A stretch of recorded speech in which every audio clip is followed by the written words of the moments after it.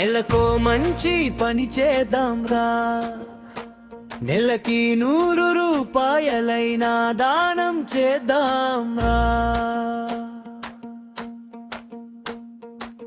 మానవ సేవే మాధవ సేవాని మనసారా కలిసి సాగుదాం రా. సర్వే జన సుఖినో భవంతు, అమ్మా ఆశీస్సులతో ముందుకు వెళ్దాం. ధర్మార్గంలో దీపమై వెలుగుదాం, నారాయణి కృపతో జీవిద్దాం.